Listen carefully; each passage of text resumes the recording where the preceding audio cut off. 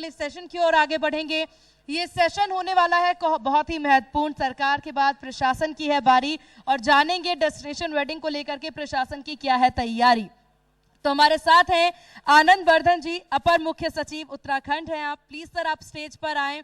तो जोरदार तालियों के साथ आनंद सर का स्वागत करते हैं। सर प्लीज आप स्टेज पर आए। और इस सेशन को होस्ट करेंगे इंडिया न्यूज उत्तर प्रदेश उत्तराखंड के चैनल हेड अरविंद चतुर्वेदी जी। तो जोरदार तालियां, क्योंकि ये सेशन महत्वपूर्ण है। बात डेस्टिनेशन वेडिंग को लेने होने वाली है और प्रशासनिक व्यवस्था को लेकर के होने वाली है। Arvind sir over to you. Anand sir बहुत स्वागत है आपका इंडिया न्यूज उत्तर प्रदेश उत्तराखंड में। इसमें इस कॉन्क्लेव को पूरा देश देख रहा है और मैं समझता हूं कि अपने इस तरह का एक पहला कॉन्क्लेव है ये, जिसमें हम लोग इस तरह के विषय की चर्चा कर रहे हैं जिससे लोगों को रोजगार मिले, जिससे लोग अगर कहीं जाते हैं तो उनको खुशी का मौका मिले। मुझे तो याद है आपकी जब शादी हुई थी और मिर्जापुर का जो परिवार था, खैर वो डेस्टिनेशन वेडिंग तो नहीं थी, लेकिन यह है कि अब तो जरूर मन में होगा कि भाई इस तरह का कोई कार्यक्रम करने का मौका मिले तो आप भी कहीं जाएं और पूरे परिवार के साथ और वहां पे उस लम्हे को फिर से जीने की कोशिश करें।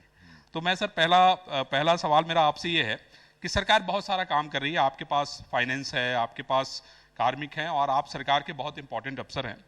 और मैं आपको बता दूं कि आनंद वर्धन जी के बारे में परिचय बताने की आवश्यकता नहीं है, देश और दुनिया जानती है आपके काम करने के तरीके को। तो मैं सर ये जो प्रधानमंत्री जी ने एक शुरुआत की है और माननीय मुख्यमंत्री जी के नेतृत्व में आपके कौन कौन सी चीजें किस तरह से हो रही हैं, खास तौर पे डेस्टिनेशन वेडिंग को लेकर। एंकर को काट के रखिए। सर्वप्रथम अरविंद जी, मैं तो आपका और इंडिया न्यूज़ का बहुत बहुत धन्यवाद देना चाहूँगा सर। थैंक यू सर कि आपने इस ऐसे महत्वपूर्ण विषय पर ये कॉन्क्लेव आयोजित किया है सर, जो कि उत्तराखंड के लिए तो महत्वपूर्ण है ही, यहाँ रोजगार सृजन के लिए, यहाँ के पर्यटन को बढ़ावा देने के लिए, अपितु ये पूरे देश के लिए भी बहुत ही महत्वपूर्ण विषय है सर। और उस पे आपने मुझे इनवाइट किया, इसके लिए मैं व्यक्तिगत तौर पर आपका आभार व्यक्त करता हूँ। Thank you sir.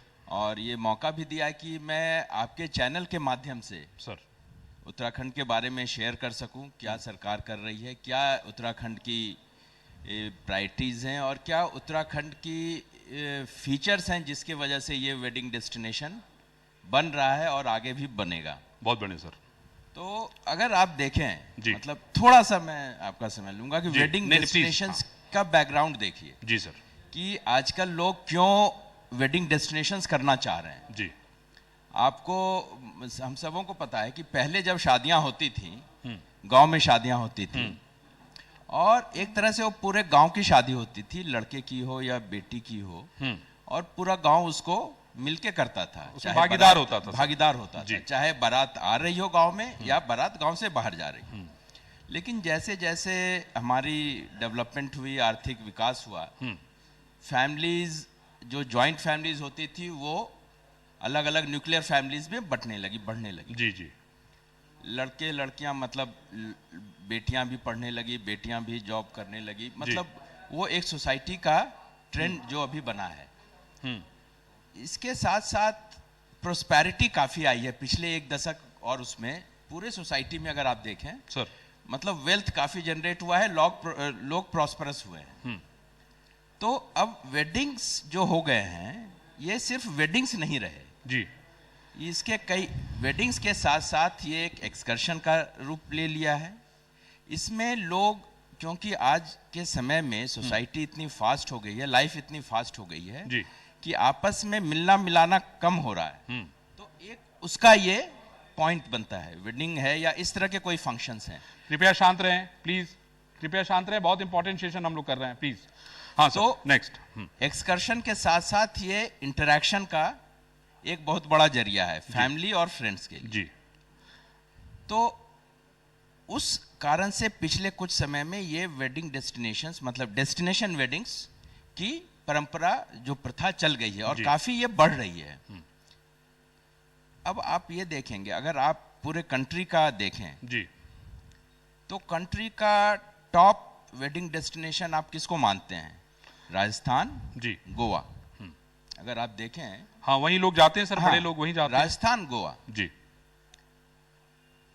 अब हम ये देखें कि उत्तराखंड विज़ावी कहाँ है।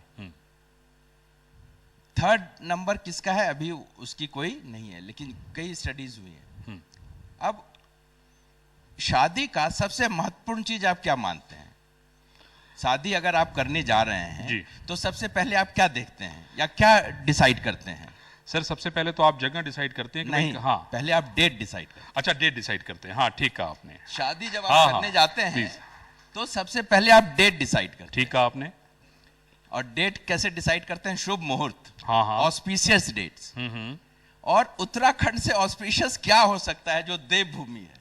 एकदम सही कहा आपने। मतलब ऑस्पिशियस जो अब शुभ मुहूर्त देख के शादी करते हैं। और मैं सिर्फ इसको वेडिंग डेस्टिनेशन ही नहीं कहूंगा, क्योंकि अभी आपने पिछले सेशन में कहा भी था, ये बाद में भी मैं चर्चा पे आऊंगा, केवल ये वेडिंग का ही नहीं है। आज के समय में लोग anniversaries, 25th birthdays, 50th birthdays, जी जी, इस तरह की कई फंक्शंस ऑर्गेनाइज कर रहे हैं। बहुत अच्छी बात उस पे भी वो डेस्टिनेशन सेलेक्ट करते हैं। एकदम सही। तो पहला आया डेट, ऑस्पिशियस डेट्स आप सेलेक्ट करते हैं और वो शुभ मुहूर्त, नक्षत्र और उसके आधार पे आप सेलेक्ट करते हैं। ठीक है। तो उत्तराखंड से बेहतर कौन सी जगह हो सकती है जो कि अपने आप में देवभूमि है और यहाँ हर कंकड़ में शंकर है। वाह। अब आप आइए यहाँ की क्लाइमेट पे। आप समर में मोस्ट प्रोबेबली राजस्थान में वेडिंग नहीं करना चाहेंगे। एकदम नहीं। उत्तराखंड में आप समर में जरूर करना चाहेंगे। विंटर्स में उत्तराखंड उतनी ही खूबसूरत होती है। आप नॉर्थ इंडिया देख लें, विंटर्स में पूरा फॉग, मैं किसी शहर या उसको क्रिटिसाइज, मतलब हर एक की अपनी अपनी विशेषताएं रहती हैं, खूबियां रहती हैं। लेकिन विंटर्स में जब पूरा नॉर्थ इंडिया फॉग से ढका रहता है, उत्तराखंड में सनी वेदर रहता है। हमारे हिल्स बहुत खूबसूरत होते हैं, माउंटेन्स बहुत खूबसूरत होते हैं। तीसरा, आपको कहाँ ये मिलेगा कि आप गंगा के किनारे और हिमालय के गोद में शादी करें? हमारा पूरा उत्तराखंड जो है, उत्तराखंड है, आपको नदियों के किनारे अगर आपको गंगा के बैंक पे, गंगा के किनारे ऋषिकेश, हरिद्वार में अगर आपकी शादी हो रही है उस मनोरम दृश्य में, तो आप मतलब उसको आप अपनी पूरी जिंदगी याद रखेंगे। जी जी।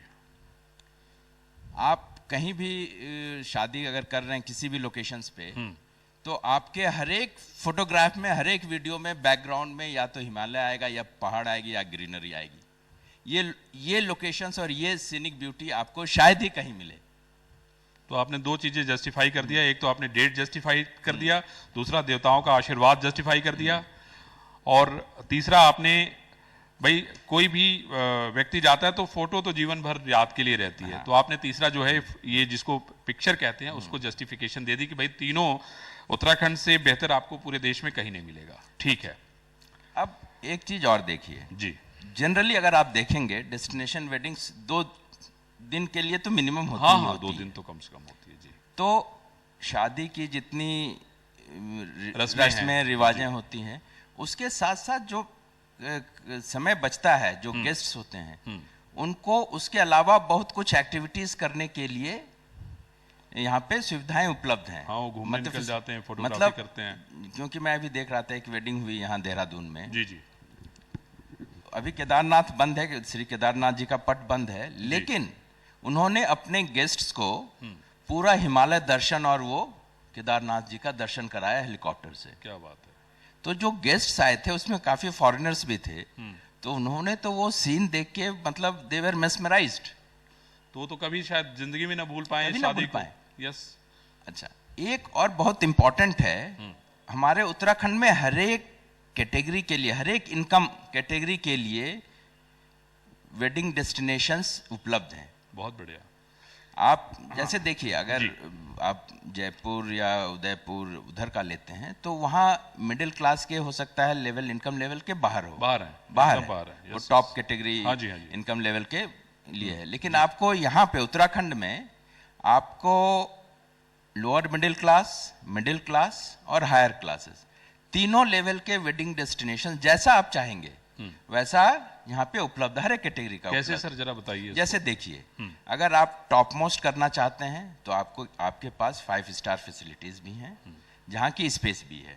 फॉर एग्जाम्पल हयात है, मैरियट है, ताज है, सब है यहाँ जी। आप थोड़ा उससे कम इनकम लेवल का देखना चाहते हैं, जो सपोज मान लीजिए अगर हम मनी मतलब मैग्नीट्यूड के टर्म्स में कहें, अगर आप 2 करोड़ 1 करोड़ से ऊपर करते हैं तो ये 5 स्टार डेस्टिनेशन है। अगर आप 60 लाख से बिलो 1 करोड़ करना चाहते हैं, अराउंड 50-60 लाख, तो आपको रामनगर, कॉर्बेट के डेस्टिनेशंस बाकी वो सारे हैं।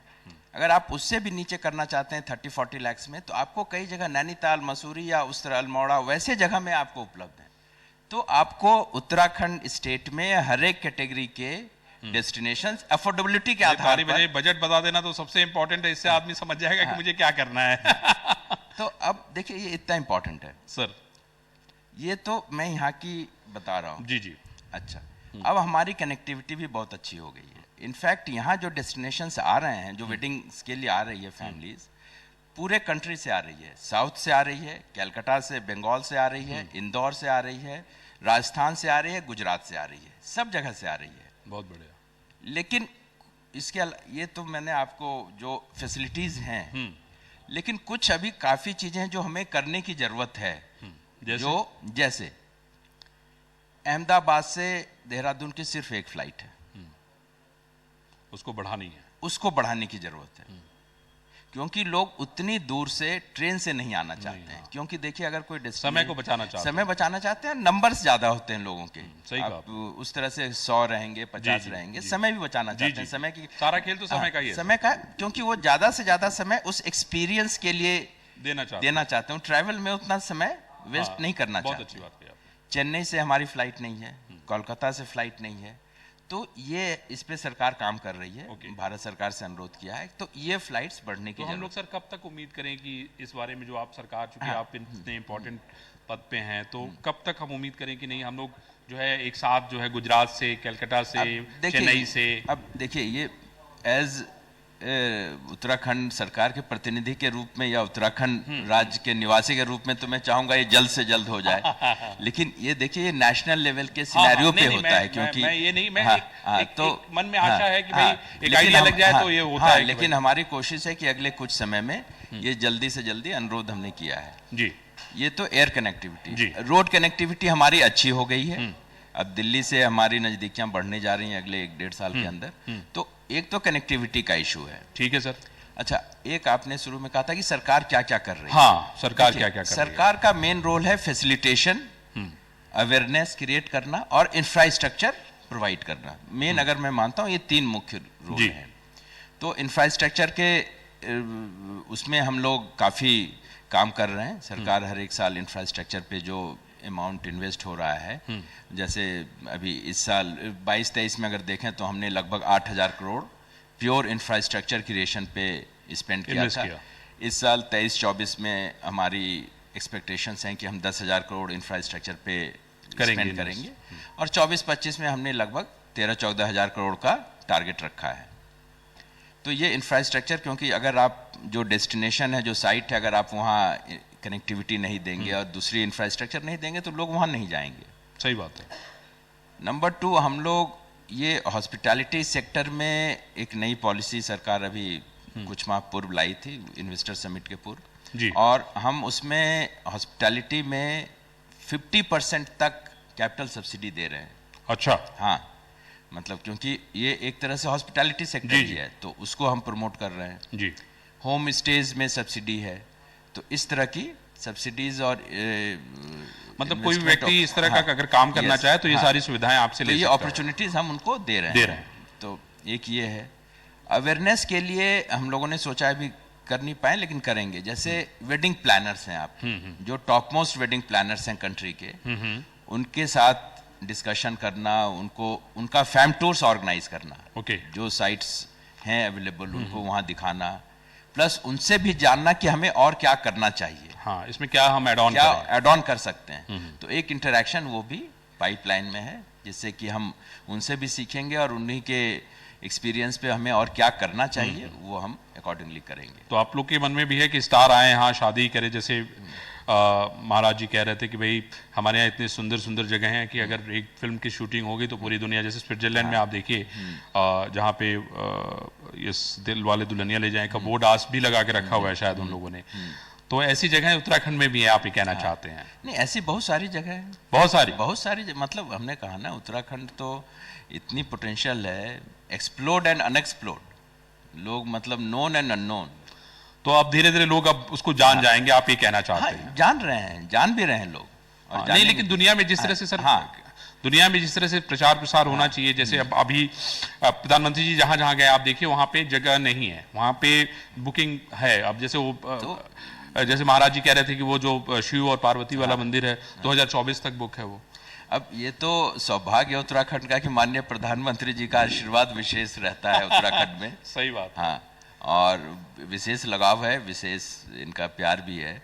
तो अब आदि कैलाश मतलब जहाँ जहाँ वो जाते हैं तो उसको एक तरह से उत्तराखंड के लिए वो सौभाग्य हो जाता है, और वो फिर ट्रांसलेट कर जाता है यहाँ के इकोनॉमी को। अब आदि कैलाश में अब पर्यटक की संख्या एकाएक काफी बढ़ गई जब से माननीय प्रधानमंत्री जी ने, और वो जगह ही इतनी खूबसूरत है।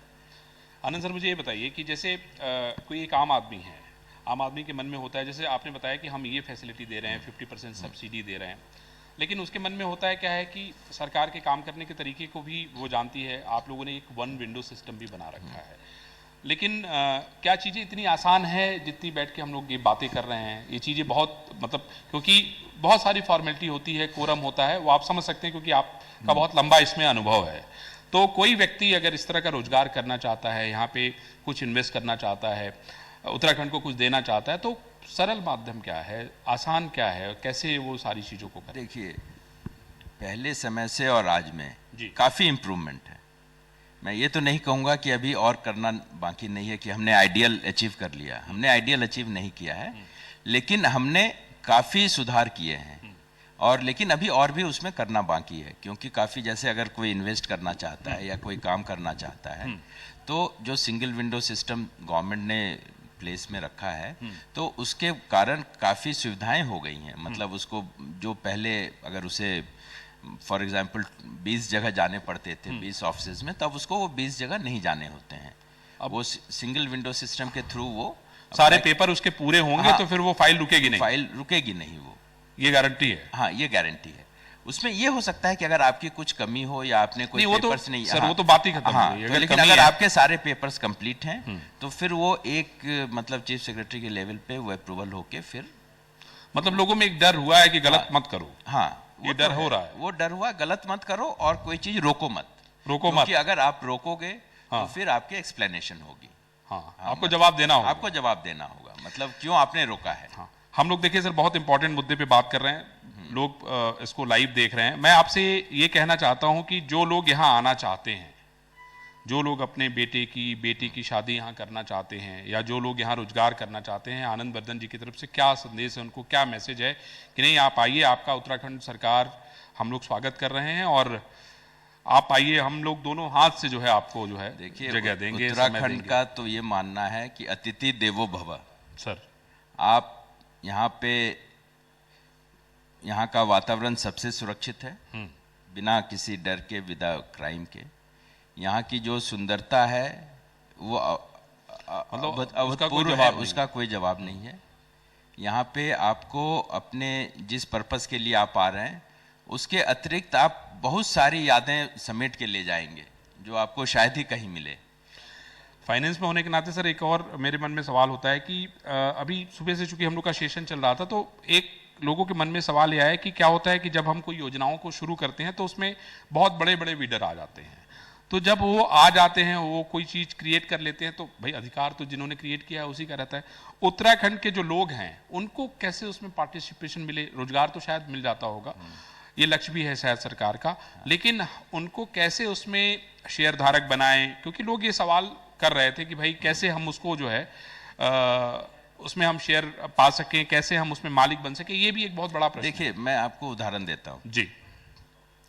यहाँ का रिवर राफ्टिंग एक बहुत ही यूनिक प्रोडक्ट है, जो कि पूरे कंट्री में ही नहीं पूरे दुनिया में, खास करके ऋषिकेश का जो स्ट्रेच है वाइट वाटर राफ्टिंग, इसमें इंडिया से मतलब अपने देश से तो लोग आते ही हैं, विदेश से, हॉलीवुड से, मतलब सभी जगह से लोग, देश दुनिया से लोग आते हैं।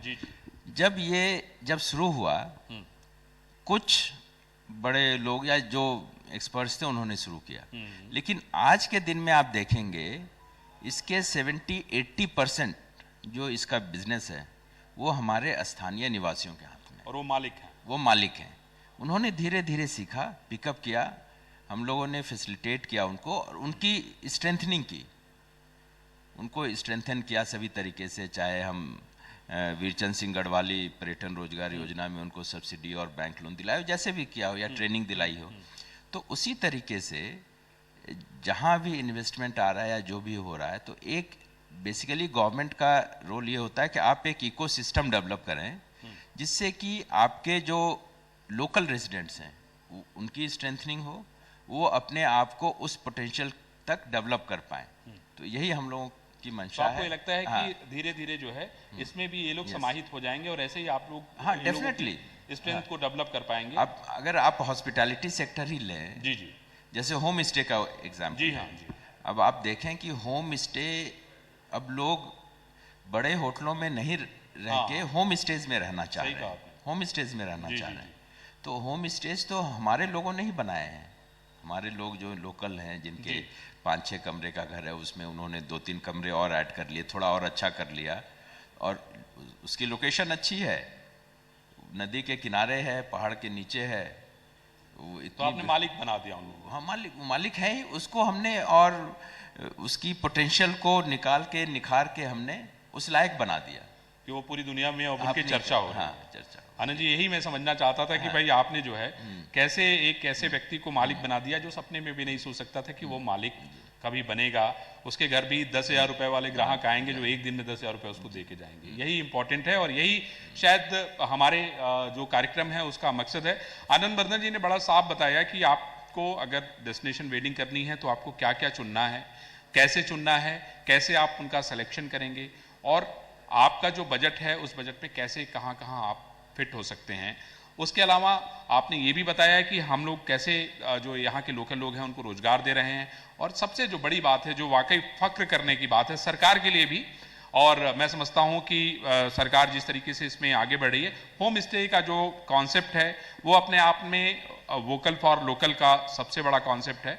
और मैं समझता हूँ कि आने वाले दिनों में आप देखेंगे कि घर घर आपको 1, 2, 4, 10 कमरे मिलेंगे जहाँ पे आप उनके साथ जाके उस संस्कृति को जी सकते हैं जिसके लिए आप सिर्फ फिल्मों में उसको देखा करते थे। क्यों सर, सही कहा मैंने? और उनका खाना खा सकते हैं, जो मोटे अनाज की बात कर रहे हैं, पूरी दुनिया में चर्चा हो रही है, मिलेट की चर्चा हो रही है, उसको खा सकते हैं। और मैं समझता हूँ कि उससे जो रोजगार पैदा होगा उससे उत्तराखंड उस विकास के पथ पे जाएगा जिसकी कल्पना शायद आनंद वर्धन जी ने भी की है और सरकार भी कर रही है। तो आनंद सर, आपको बहुत धन्यवाद, और मैं समझता हूँ कि आपकी बात जो है लोग सुनेंगे तो फिर नए होम स्टे और बनेंगे और उनके सपने जो है वो पूरे होंगे। बहुत बहुत धन्यवाद अरविंद, बहुत बहुत थैंक यू।